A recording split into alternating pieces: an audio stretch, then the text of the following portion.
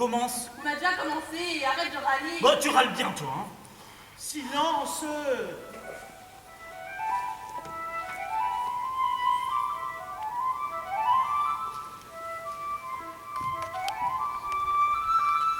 Allons-y. Le rideau se lève. Le voile s'enlève. Ça non. Le voile se lève. Assises en demi-cercle, 7 de nous, 7 cuisinières. 7 est un nombre puissant. Il porte en lui bien des symboles. Multiples, magnifiques. 7 de nous, 7 cuisinières. 7, un nombre puissant. Poilé dans le cul, c'est toi. Et tes surnoms nécessaires. Bon, les filles, ça suffit maintenant, hein. Nous n'irons nulle part comme ça. Allons-y. Un nombre prodigieux.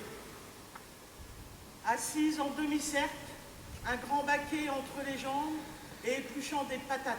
Des tonnes de patates. Moi, je suis la bedonnante. C'est comme ça que je m'appelle. Parce que je suis d'une nature plus forte. On pourrait aussi dire plus arrondie. On pourrait aussi dire que je donne comme une truite.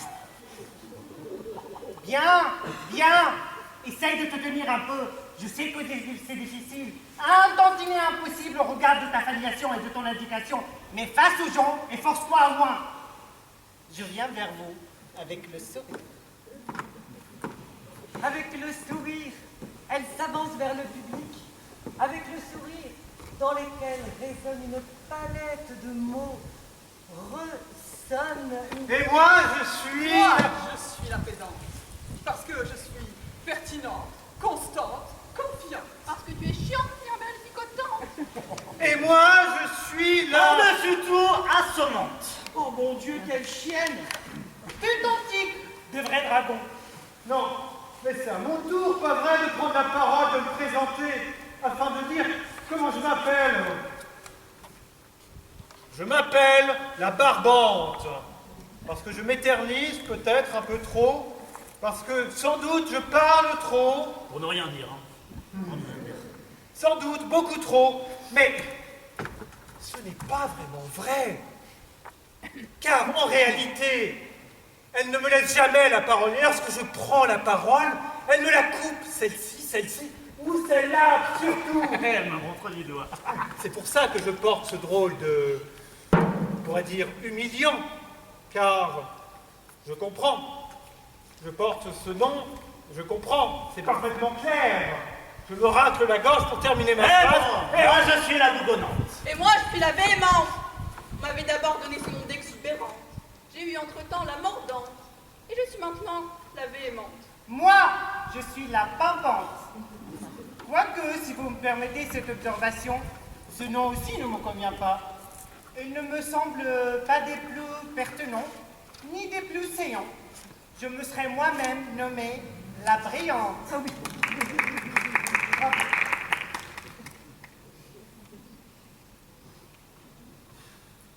S'ensuit un silence.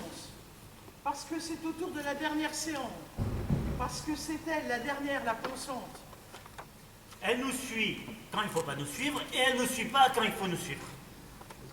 Et elle prend la parole quand il ne faut pas la prendre, et elle nous parle de choses que personne d'entre nous ne comprend. Et elle nous répète tout le temps. Bon, certes, nous la tolérons, elle est un peu dans son monde, mais parce que nous sommes cultivés, nous la tolérons, n'est-ce pas les filles? Bah, sans considération de son éducation et de sa filiation.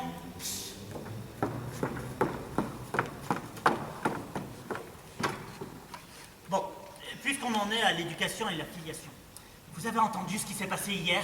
Ah tiens, non. Et je vous affirme au nom de toutes que nous ne voulons vraiment pas le savoir. Mais nous brûlons de le Ah savoir. bon, ouais, très bien. Cette fille, comment elle s'appelle déjà? Cette fille, elle a travaillé avec nous. Comment elle s'appelle déjà?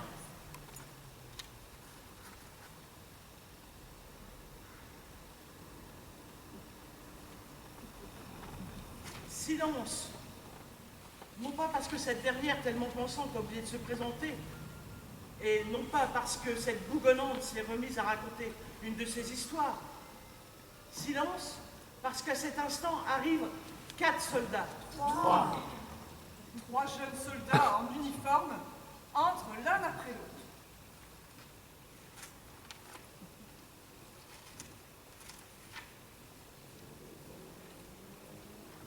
entre, beau, en uniforme.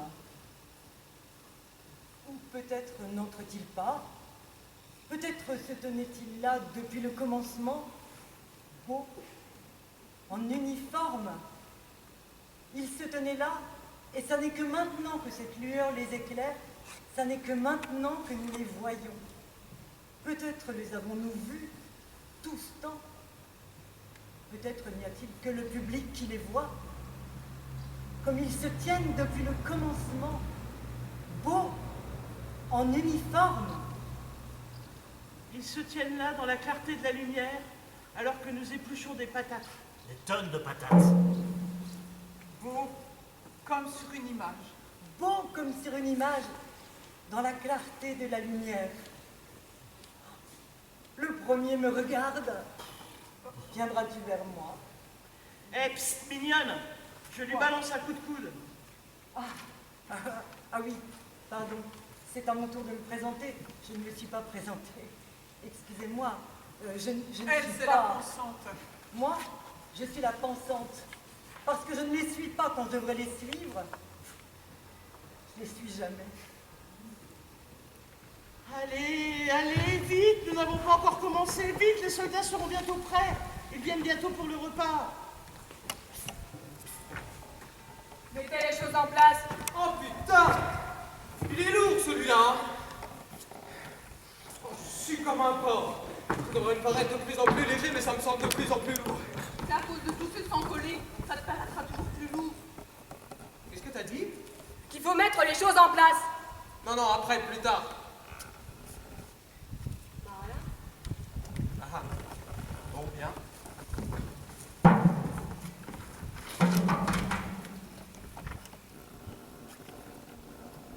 Tu te tiens là et tu regardes le deuxième comme il déplace le billot par-ci, par-là, comme il s'éloigne de ce billot, comme il observe ce billot, comme il redéplace ce billot, s'en rééloigne, et l'observe de nouveau, s'en rééloigne.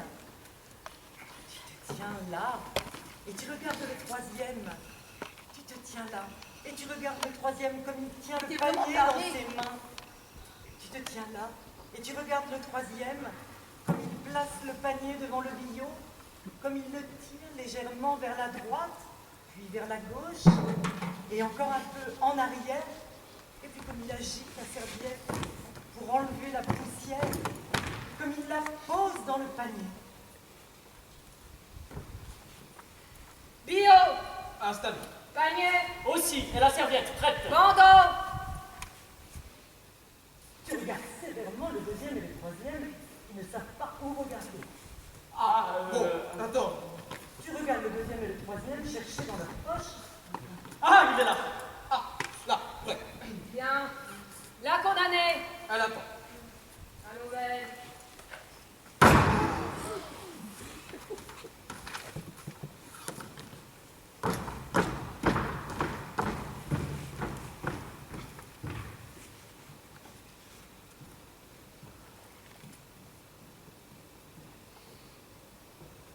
Un billot. Dans ce billot, une hache, grande, sinistre, pittoresque. Comme il fait chaud! Nous ruisselons du sueur. Allez, au travail, les poulettes. Si nous ne cuisinons pas, nos soldats auront faim. Ce n'est pas la farine qui fait le pain, mais la main. C'est cela. Faut travailler. Et vite fait pour que les gars aient de quoi manger quand ils reviendront. S'ils reviennent. Ceux qui reviendront alors!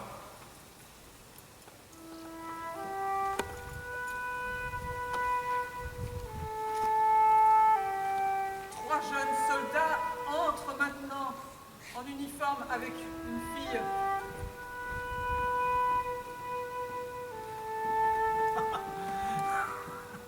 Cette tête-là va bientôt tomber, aujourd'hui, hein.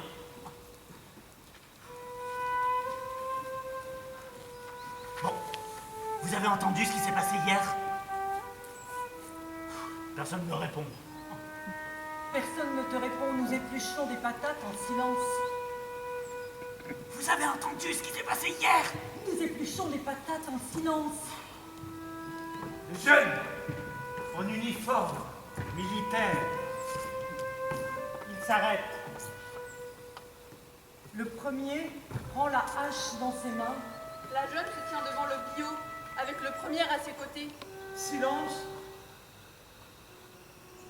Je m'appelle Sophie. Elle s'appelle Sophie. Sophie vient du grec Sophia, sagesse, on le fait le 15 mai. Il existe de nombreuses variantes dans différentes langues. Sophicha, Zofka, Je te coupe. Zofka, en bolivien. Bon, je t'ai coupé! Il m'a coupé! Silence. Bando. Mademoiselle Sophie, permettez. Non, Je vous mets seulement cela sur les yeux. non, ce n'est pas nécessaire.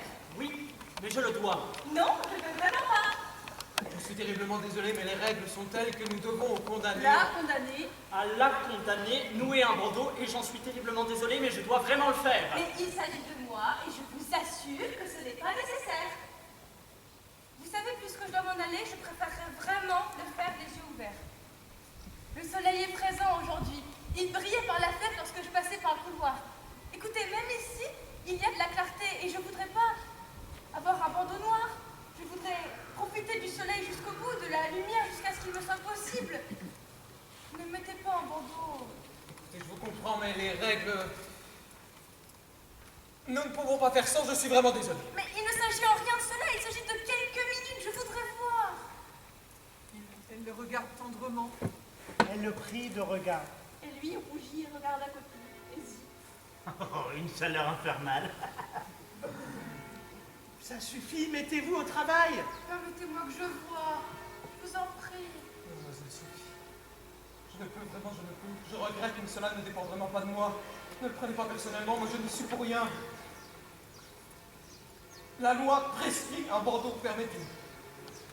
Non, Je vous en prie, n'allez pas me causer de soucis, Sophie. non et point final, je ne vous permets pas de me bander les yeux. Écoutez, vous n'avez pas ici à permettre quoi que ce soit, je vais moi vous bander les yeux, et point final.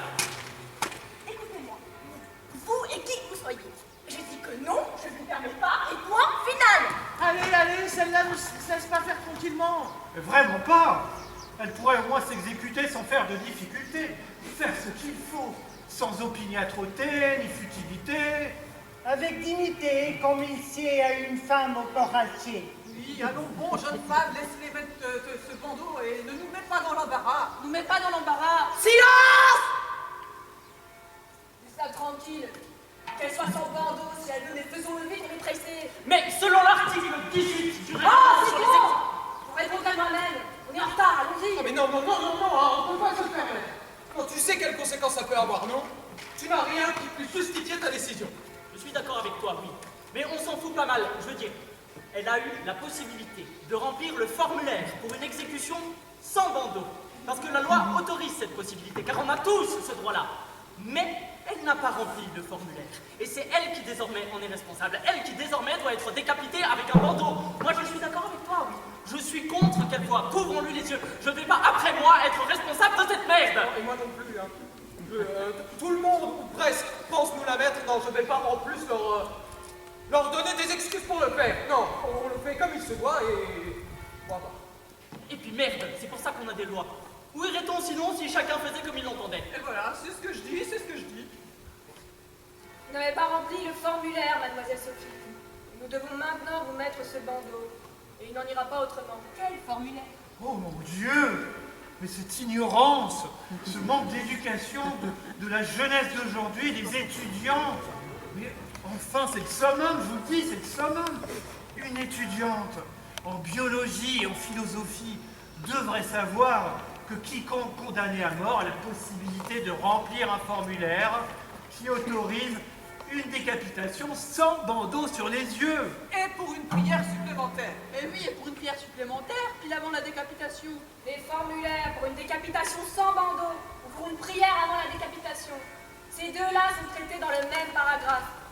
Selon le paragraphe 7 de la loi sur les exécutions, pour les condamnés et les traîtres à la patrie, tout condamné a le droit, au plus tard 3 jours avant l'exécution, de remplir un formulaire pour être exécuté avec ou sans bandeau. Le législateur a respecté jusqu'à la dernière lettre les droits de l'homme. Et chez nous, c'est vraiment une de nos meilleures lois, progressistes et démocratiques. T'es pas d'accord? Si, je suis d'accord. C'est déjà quelque chose qu'un homme qui est aussi traître à la patrie, et pas, je veux dire, un simple criminel, non, mais aussi un traître à la patrie, c'est-à-dire, oui, que cet homme a aussi au bout du bout une dignité humaine sous la forme d'un droit d'option. Non, ça me semble très important pour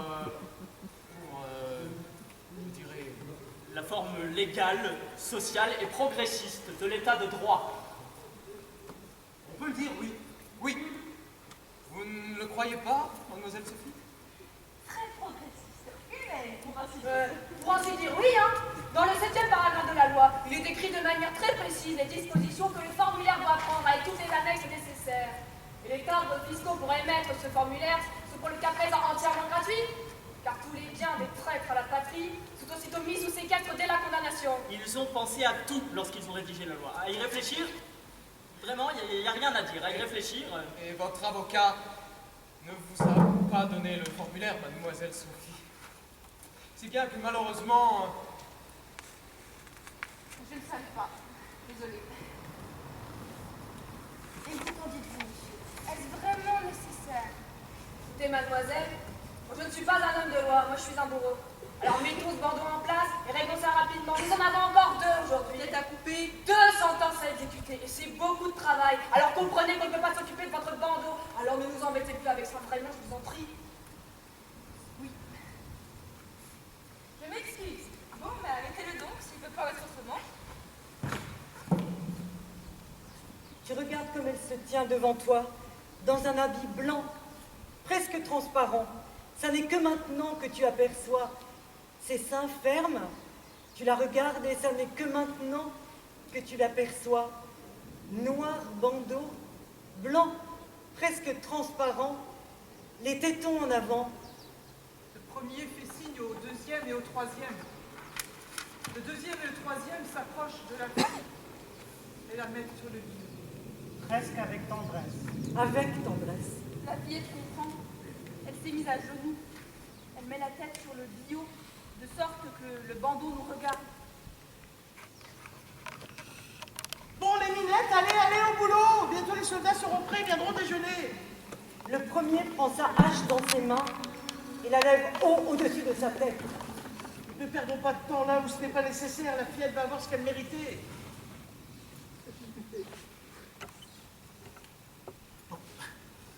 Vous avez entendu ce qui s'est passé hier? Personne ne lui répond.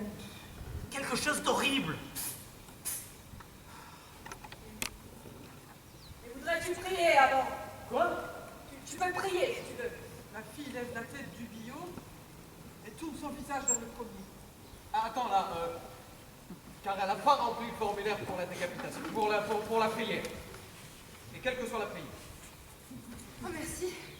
Je voudrais vraiment prier. Mais tu penses à quoi là, toi? Tu sais bien qu'on est pressé, on a encore 2 exécutions après celle-là. Et moi, j'aimerais bien aller déjeuner plus tôt. Quel prix, ça nous coûte rien. Mais elle aurait pu y penser avant, putain. Elle aurait pu y penser avant de foutre tout ce bordel. Elle aurait pu prier jusqu'à ne plus compter. Maintenant, c'est trop tard pour les prières. Alors tranche, et allons, prochain sur la liste. Bon, prie donc. Mais fais chier, tu fous quoi là maintenant? Oh, moi aussi, j'en ai plus qu'assez, hein.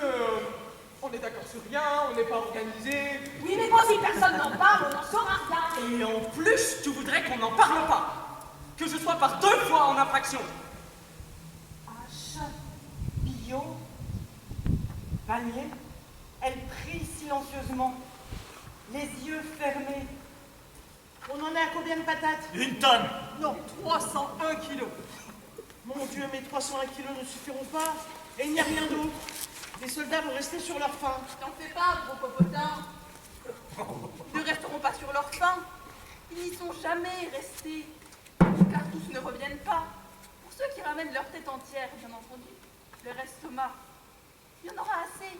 Et quant aux autres, que la terre leur soit légère, afin que l'année suivante, ils puissent donner de bonnes patates, et afin que nous puissions leur cuisiner de meilleurs déjeuners. Comment peux-tu être aussi primitive? Eh, les furies, on se calme hein, maintenant. Voyons, on doit travailler. Voilà, comme il fait chaud là. Moi, j'ai le vertige avec cette chaleur. Hein. Mais qu'est-ce qu'elle fait là, celle-ci? Toutes nous la regardons.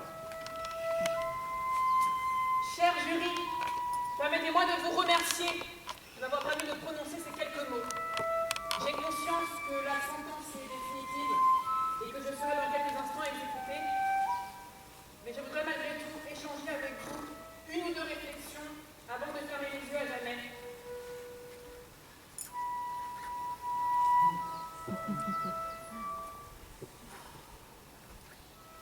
Cher jury, je n'ai aucun regret. Je n'ai aucun regret concernant les actes qui m'ont amené jusqu'ici. Je m'appelle Sophie. Elle s'appelle Sophie. Je suis née à Paris le 1er avril 1776. Je savais bien que c'était un poisson d'avril. Cher jury, issu d'une famille bourgeoise, je ne pourrais dire que nous étions pauvres, bien au contraire. Oh, l'intelligente de belle naissance, ouais. Mes chers parents, que Dieu leur accorde la paix et le repos éternel, m'ont soutenu financièrement, leur vie durant. En tant qu'enfant, bien entendu, mais également par la suite à l'âge adulte, parce que je ne me suis jamais mariée. Toutefois, laissez-moi commencer par le commencement, cher jury. Oh, nous sommes si lents. C'est à cause des patates? Mon père était un activiste politique, Celles-ci ont 10 fois plus Dieu que celles d'hier. et même engagé dans une certaine mesure Et elles ne se laissent pas peler. dans les événements qui ont amené à la Révolution française. Mais c'est quoi ce genre de patates? J'avais 13 ans à ce moment-là, et c'est à ce moment-là que tout a commencé, pendant que le combat se déroulait sous nos yeux. Une boucherie plutôt. Moi, j'ai commencé à lire. Oh, j'en ai marre, moi, j'en ai marre. Mon père avait une bibliothèque gigantesque. Moi aussi j'en ai marre, on en a tous marre. Oh, mais pense aux jeunes assoiffés, affamés. Pensez à eux, assoiffés, affamés. C'est ainsi que me sont tombés entre les mains des livres auxquels une jeune fille n'aurait sans doute dû jamais avoir accès. C'est ainsi que j'ai rencontré l'amour des mathématiques. Comme c'est romantique. Elle prie en silence, les yeux fermés. Et c'est ainsi que j'ai commencé à apprendre seule, dans la bibliothèque de mon père, les mathématiques, Elle la apprend. philosophie et encore plus de mathématiques. Le premier lève sa hache. Me pardonnes-tu? Je te pardonne. Père et mère n'étaient pas d'accord avec le fait que j'étudie. Le deuxième et le troisième se loignent d'Obéo. Ils ne prendront pas le risque d'avoir à se changer. Se changer équivaut à 10 minutes de plus de gargouillement d'estomac. Il était coutume de dire à ce moment-là que les filles qui lisaient trop, qui en savaient trop, étaient sujettes à des maladies mentales. Ça ne même pas appeler une patate, ouais. Ou encore que le savoir les faisait basculer de façon inexpliquée dans la folie. Ben, elle le savait, mais seulement ça ne lui plaisait pas. Elle préférait faire n'importe quoi plutôt que de faire ce qu'il fallait faire. Une goutte de sueur se glisse le long de la joue. 2 gouttes. Grand Dieu, nous n'en sommes même pas à la moitié. Les parents exigèrent que je cesse d'étudier. Et il faudra ensuite les couper en morceaux. Mais moi, je voulais devenir mathématicienne.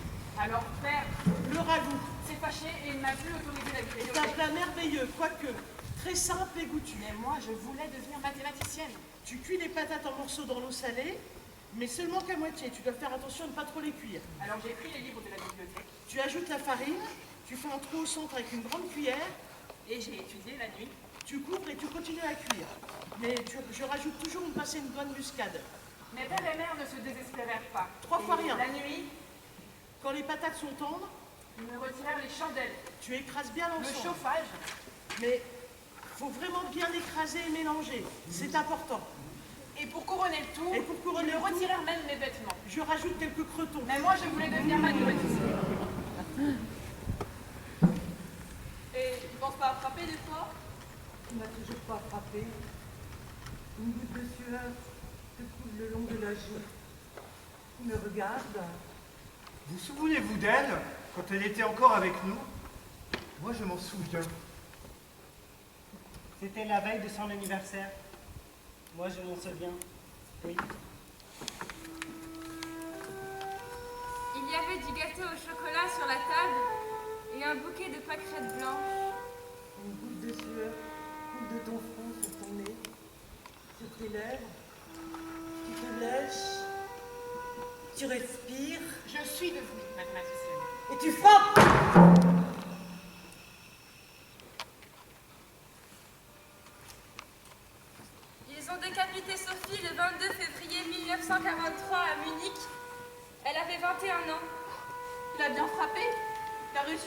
coup, il n'est pas le premier pour rien.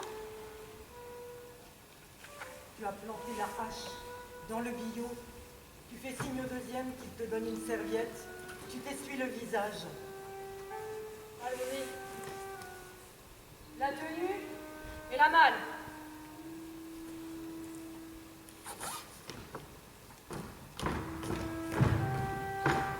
Je m'appelle Sophie. C'est ma dernière soirée précédant le jour de mes 21 ans, précédant mon dernier anniversaire.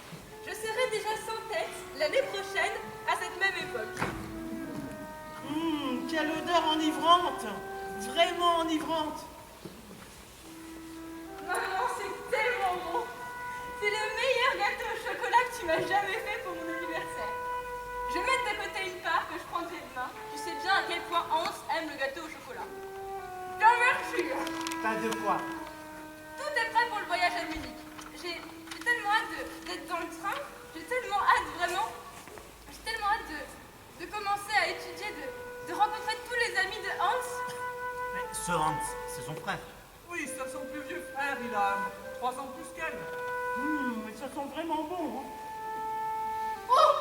Bon, et voilà le démon qui s'amène. Mais c'est gai aujourd'hui, hein. Et ce gâteau, Et elle dit, la bouche pleine de gâteau du 21e anniversaire de Sophie. Sur ces entrefaites, entre sur scène, une autre jeune femme. Celle-là est un peu moins jeune. On lui donne 27 ans. Oh, c'est déjà une vieille fille. Bah non, c'est pas une vieille fille, elle est mariée. Elle s'est finalement mariée. Et qui l'a prise. Mais qui a bien pu vouloir prendre cette garce cervelée? Elle savait toujours pas brûler une patate, ouais. Bon, elle est belle. Elle est belle. On peut pas le nier. Mais qu'importe si elle est belle. Qu'on s'était cervelé se met à faire de la politique ainsi. Oh, c'est pigé. Quelqu'un peut piger, j'ai pigé. C'est le progrès, même les femmes font de la politique. Mais c'était cervelé. Qui a pris cette terroriste? Qui? Pourquoi tu le demandes? Son sort à lui a déjà sonné, hein. Elle est veuve. Heureusement qu'ils n'aient pas eu d'enfant, hein. Ces gens-là ne devraient pas avoir d'enfants. On devrait leur interdire. Ils en feront bien une loi tôt ou tard, hein, je le dis. Oui, bah, moi aussi, je le dis. Ils en feront une. C'est ça le progrès. Et la démente, dans sa robe de mariée, galope ici et là. Et pourquoi elle est en robe de mariée aussi? Bah, pour être plus captivante et éloquente. Pas pour être quelconque en aucune façon. Dans une robe de mariée en soie magnifique. Une robe de mariée magnifique. Une fiancée magnifique. Derrière ce large front intelligent, un regard bleu, transparent, pénétrant et sérieux. À la Je place... cherche le bourreau. Où est le bourreau? À la place du bouquet de mariée, elle tient une corde. Elle a l'air un peu folle dans sa robe de mariée, hein. Où est le bourreau? Quelqu'un a vu le bourreau? Et à l'autre bout, un nœud coulant. Bourreau, où es-tu? Où es-tu? Quand j'ai eu 18 ans, j'avais déjà presque tout appris de ce que pouvait m'offrir la bibliothèque de mon père. Et c'est à ce moment précis que l'école polytechnique s'est ouverte à Paris. Mais elle en a pas marre, l'autre intelligente, de parler comme ça, là. Et qui l'écoute, hein? Hé! Personne t'écoute, hein? Cela aurait pu être une belle occasion pour moi, cher jury, mais l'école n'accueillait malheureusement pas les filles. Cher jury, je suis accusée d'infraction au code des bonnes mœurs. Où est le bourreau? La démente danse tout autour comme une folle. Où est le bourreau? Quelqu'un a vu le bourreau? Je l'attends depuis une éternité déjà. Allez, qu'est-ce que vous glandez? Les élèves devaient rédiger un essai à la fin des cours. Alors j'ai rédigé l'essai, mais je n'ai pas pu le signer de mon nom. Et je suis accusée, cher jury, d'avoir pris l'identité d'autres personnes. J'ai signé Antoine Leblanc. Putain de merde! Oh non! Putain de merde! Oh, sainte merde! Mais qu'est-ce qu'elle est lourde, cette malle! Qu'est-ce que c'est lourd! Et je la pose où? Sur le plateau et les vêtements avec. C'est à mon tour maintenant. C'est à mon tour. Bien, c'est prêt. Mais attends-toi donc avec cette malle. C'est au tour de la deuxième exécution. Je te pardonne. Cher jury, mon essai a ravi le professeur. Il a loué son originalité et puis il a cherché qui était cet Antoine. Il s'est rendu compte que le demoiselle Antoine n'était rien d'autre que la demoiselle Sophie. Et c'est ainsi que j'ai pu avoir un mentor. Il m'a appris les mathématiques et de plus ce professeur m'a offert les années suivantes son soutien infini. J'imagine bien le genre de soutien qu'elle a eu. Putain de merde, mais qu'est-ce qu'il y a dans cette malle? C'est lourd comme une enclume. Oh putain! Encore un jour et je serai avec Hans, maman. Oui, encore un jour. J'arrive pas à croire que je vais commencer à étudier dès demain. Je repasse dans le rôle de sa mère. Moi non plus, je n'arrive pas à y croire. Tu es ma plus jeune fille. Ma petite fille, la plus tenace et la plus entêtée. Je le dis sans savoir du mal à prononcer cette phrase. Elle pense à ses autres enfants. Et toi aussi, tu vas partir, Sophie. Maman, je ne vais qu'étudier. Je ne vais qu'à Munich, chez Hans. Je serai avec Hans. Allez, sois pas si inquiète, je vais bien m'en sortir. Nous allons tous bien nous en sortir, maman. Je suis devenue une sorte de prodige. Oui, vraiment. Prodige est le mot qui convient le mieux. Putain de merde. Je suis tellement exténué et affamé. Ce jour n'en finit pas. J'ai une faim de loup. Je m'appelle... Putain de merde. Je m'appelle... Terroriste! Mais vas-y, dis-le ton nom, tu le connais bien. À moins que je ne serais pas étonné que tu ne le connaisses pas, vu tout ce que tu as fait. Je cherche le bourreau. Où est le bourreau? Qu'y a-t-il dedans? Je n'en ai pas la moindre idée. L'ordre a été donné de la mettre ici, et c'est ce que nous avons fait. Pour le reste, peu importe. Allez, faut qu'on y aille. Il y a encore quelques travaux à faire avant la deuxième exécution. Donne-moi une seconde pour reprendre mon souffle, putain de merde. Le deuxième te donne la hache, pose la serviette et la jette dans le panier. J'ai eu l'honneur de connaître de nombreux érudits français. Je lui caresse de mes doigts ses lèvres doucement. Il me regarde dans les yeux. De façon épistolaire pour la plupart, Je le regarde dans les yeux. mais quelques-uns personnellement aussi. Je me lèche le doigt. Et je dois vous dire, cher jury, qu'ils m'ont tous apporté leur soutien. Et je lui mets une part de gâteau au chocolat enivrant dans la bouche. Tous ont voulu me faire partager leur savoir. Tu crois que je devrais en avoir une autre part? Mais bien sûr, ma chère, fais-toi plaisir. Bon, bien. Une bouchée seulement. Doucement, avec tendresse. Je le regarde dans les yeux.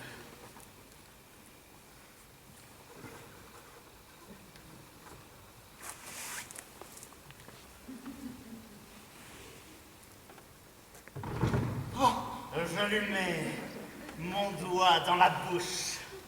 Je lui caresse la langue. Je lui caresse les doigts et la main. Je soulève ma jupe et m'assois califourchon sur lui. Sommes-nous prêts? Ouais, Et toi, t'as le temps de souffler? Je reviens tout de suite. Oh, dépêche-toi. Allons-y. On l'attend pas? On n'a pas le temps de l'attendre.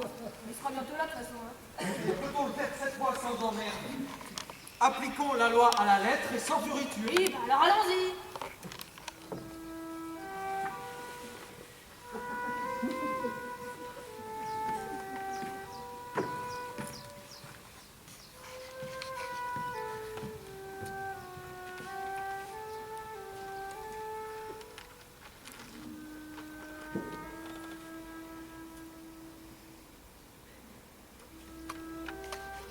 Elle s'appelle Sophie.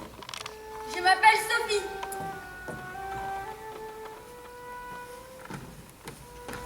Je m'appelle Sophie et je viens de Russie. Où est le bourreau?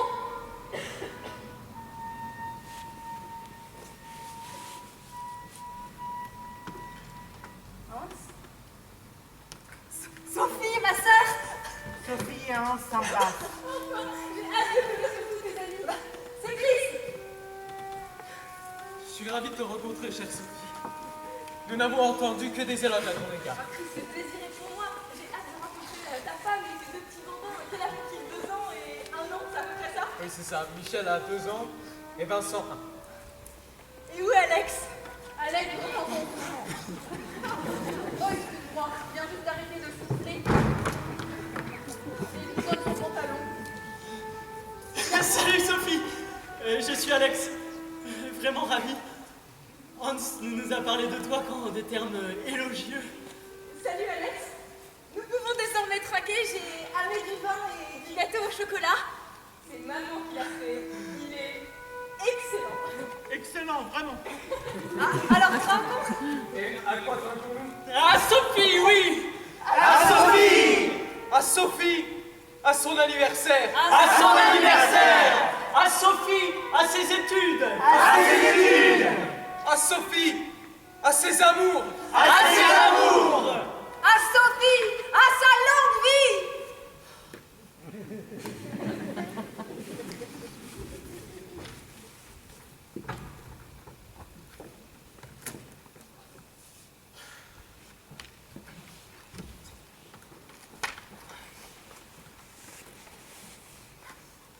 Bon, vous avez entendu ce qui s'est passé hier? C'est maintenant mon tour. Où est le bourreau? Tu es ton propre bourreau, pauvre poule.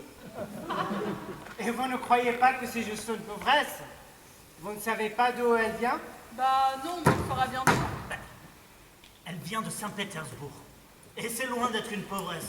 J'ai entendu dire qu'elle serait parente avec la tsarine Élisabeth. Vous savez laquelle? Oui, Élisabeth de Russie, née en 1709, décédée en 1762, la fille du tsar Pierre le Grand. Dès son jeune âge, vous imaginez, dès son jeune âge, elle sympathisait avec des groupes révolutionnaires. Oui, pas étonnant alors qu'elle soit la prochaine sur la liste. Ah, toutes ces patates qu'il nous reste. Ces greluches auraient quand même pu nous donner un coup de main. Sommes-nous tous prêts? Bien sûr que nous sommes prêts. Quelle question. C'est comme si c'était fait. Bio, Ouais! panier, Aussi, et la serviette également. bandeau, Là, pareil. la condamnée. Elle attend. Mademoiselle? Elle n'est pas une fille, elle est mariée. Madame, Ils la prennent doucement par le bras. La folle. Une folle, oui, si seulement elle l'avait été. Elle savait très bien ce qu'elle faisait. Vous le saviez qu'elle avait été emprisonnée il y a quelques années? Mais c'est pas pour ça que ça l'a assagi, hein. Je crois que rien ne peut assagir ces gens-là. Bah, des extrémistes et des révolutionnaires qui s'autoproclament combattants pour les droits des petites gens. Celui qui prend l'épée périra par l'épée. C'est temps-ci. Vous m'avez cherché, as-tu dit? Vous m'avez cherché? Je cherche le bourreau. Ce sera moi. Je m'appelle Sophie. J'ai apporté un nœud coulant. Alors allons-y. Bon, vous avez entendu ce qui s'est passé hier? Lâche? Pourquoi une lâche? Ils ont pénétré dans le village. Eux, dans notre village. Ils ont tout brûlé. Et ils ont jeté les gens au feu.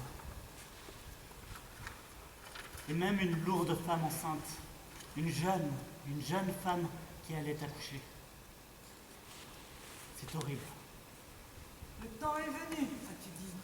Horrible, effectivement. Le temps est venu. Et celle-là, cette femme enceinte, elle a commencé à prendre feu. Et quand elle a pris feu, son cri a couvert tous les autres cris. Pas avec une hache. Pas avec une hache. J'ai apporté un nœud coulant. Pas avec une hache. Madame, ne résistez pas, ça n'aidera en rien. mais qu'est-ce qui se passe avec toutes ces femmes aujourd'hui? J'ai signalé le nœud coulant sur le formulaire. Madame, ne racontez pas d'histoire. Ce genre de formulaire n'existe pas. Nous exécutons la peine de mort à la hache. Cette femme enceinte, elle brûle et crie d'effroi. Non, non. Moi, j'ai été condamnée à mort par pendaison. Moi, je suis la première femme en Russie à être condamnée à mort par pendaison pour activisme politique. C'est peut-être comme vous le dites, madame, mais nous allons de toute façon exécuter la peine à la hache.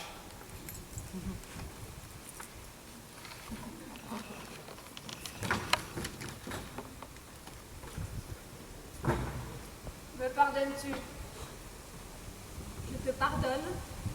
Tu lèves la hache et tu frappes. Un horrible cri en l'air.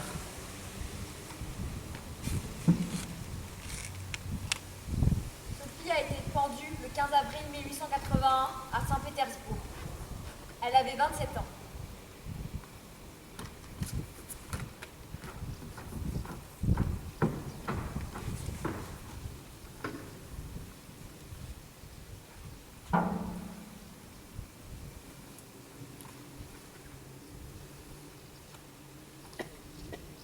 Nous pelons des patates en silence, en pensant aux soldats qui ont froid et qui ont faim, et qui versent leur sang en ce moment. Ils s'entretuent. Nous ne nous tairons pas! Nous sommes votre mauvaise conscience! La rose blanche ne vous laissera pas en paix! Alors cette femme enceinte, hein, elle accouche en plein milieu du feu. Vous vous rendez compte? Vous vous imaginez? Encore une exécution, et nous en serons quittes pour aujourd'hui. Sommes-nous tous prêts? Le billot attend. Le panier aussi, et la serviette également. Hein? Le bandeau? Là. Pareil. La condamnée. Elle, prie. Celle-là a bien rempli le formulaire pour prier. Ça en fait au moins une avec un peu de bon sens. Allez, on se presse.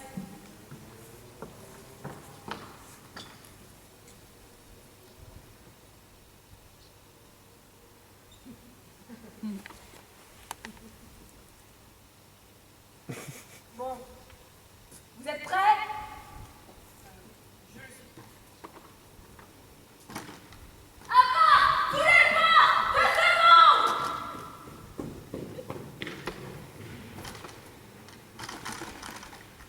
Laissez-moi vous mettre ce bandeau. Je vous en prie, madame. Mademoiselle. Mademoiselle. Excusez-moi, je vous en prie, mademoiselle.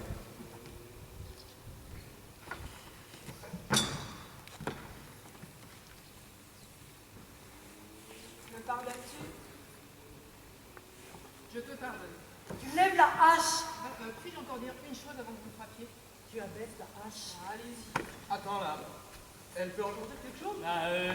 Je sais pas, putain de merde, je sais pas, c'est pas dans la loi ça, dans le décret non plus. C'est peut-être dans la réglementation, tu t'en souviens? Non, moi je crois que non, hein, je sais qu'il n'y a pas de formulaire concernant les derniers mots. Oui, mais justement, à ce propos, elle a fait une requête auprès du jury, je crois qu'elle a été acceptée. C'est pour ça qu'elle est dernière sur la liste, elle a eu beaucoup à dire pour sa prière, et elle a aussi fait une requête. Mais alors, qu'en est-il pour les derniers mots? Ah non, la loi ne dit mot sur cela, pas même le décret. Putain de merde, encore un vide. Me permettez-vous donc de dire encore quelque chose, juste une phrase? Tu as donc. Je voulais seulement dire encore une chose. Que je ne regrette rien. Je ne regrette aucun des actes qui m'ont amené jusqu'ici. Voilà, c'était juste ça. Vous êtes prête maintenant? Je le suis. Tu lèves la hache haut dans les airs et tu frappes. Sophie est décédée d'un cancer du sein le 27 juin 1831 à Paris. Elle avait 55 ans.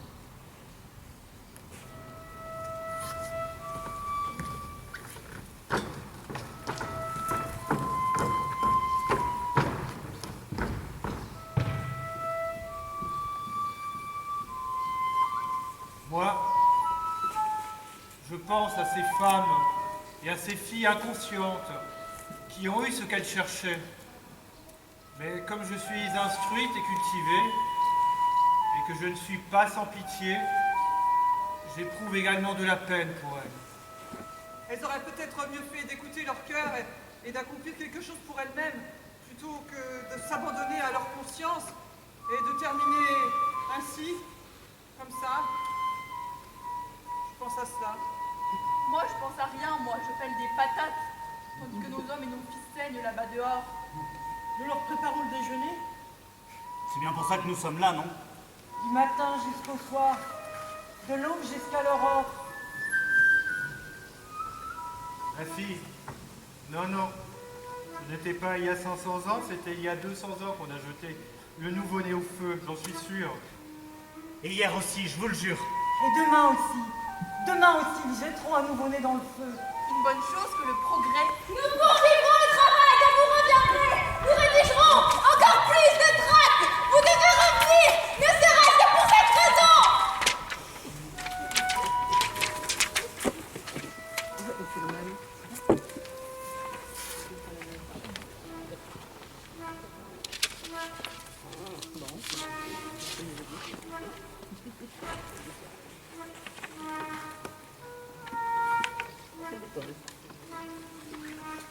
Nous sommes assis chaque jour en demi-cercle et pelons des patates. Nous pelons des patates et nettoyons les légumes. Les tranchons, Les frottons. Les broyons, les hachons, Les malaxons.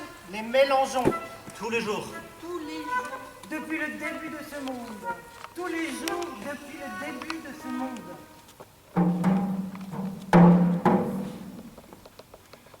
Fin.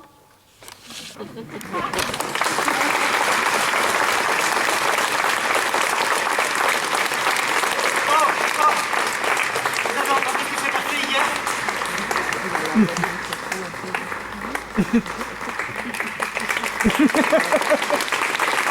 On va un peu savoir.